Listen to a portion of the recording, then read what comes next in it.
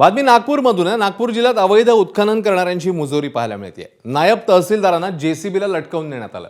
3 ते 4 किलोमीटरपर्यंत नायब तहसीलदारांना लटकवण्यात आलं। नायब तहसीलदार बुद्धभूषण निकाळजेंवर हल्ल्याचा प्रयत्न झालाय।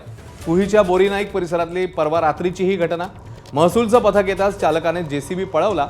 जेसीबी अडवणाऱ्या तहसीलदाराला चालकाने जेसीबीवरच लटकवलं। चालत्या जेसीबीवरून पडल्यानं नायब तहसीलदारांना इजा झाली। पोलीस घटनास्थळी येताच जेसीबी सोडून हा चालक फरार झाला। 3 ते 4 किलोमीटर त्यांनी मला तसंच मी जेसीबीला लटकलेल्या अवस्थेत असताना त्यांनी 3 ते 4 किलोमीटर जेसीबी पळवून नेण्याचा प्रयत्न केला।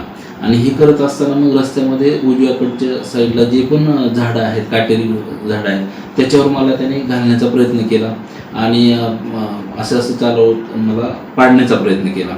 पण मग शेवटी आमची टीमचे पण पाठलाग करत होते आणि पुढून मग पोलीस स्टेशनची गाडी ज्यावेळेस फिरतीवर होती, ती गाडी ज्यावेळेस बघितली त्यावेळेस तो थांबला आणि थांबल्यानंतर तो तिथून पळून गेला।